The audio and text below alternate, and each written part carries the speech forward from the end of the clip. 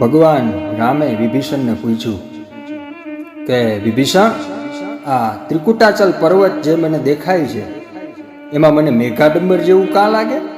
આજ વરસાદ નથી, આજ વાદળા નથી, અને આ વીજળીના હળાવા જેવું મને કાં લાગે?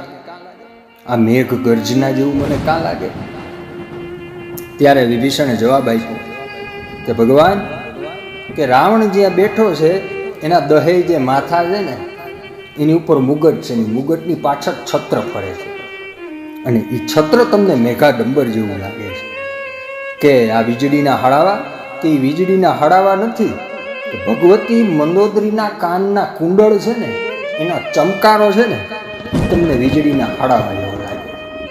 આવી લંકા, અને લંકા કોટ બંકા જૈસે અટંકા ને શંકા કો દામકા જૈસે દુર્ગ કા ચમંકા હૈ, લગે ક્ષુદ્ર હલકા ક્ષુદ્ર વાસવ કા વાસાતી ગહત આકાશા મની, ખંભન જમંકા હૈ તો લગત તમાશા મોદ રાવણ કા વાસા જહાં, અને ઘુઘર ગમંકા ધીર રંભન જમંકા હૈ, અને નારણ ભનંત સુની રાવણ નિશાન ડંકા, હહર જાત બંકા સો વાકા નામ લંકા હૈ. આવી લંકાની દોઢી ઉપર ડંકો દેવો એ કાંઈ હેલી બાબત નથી.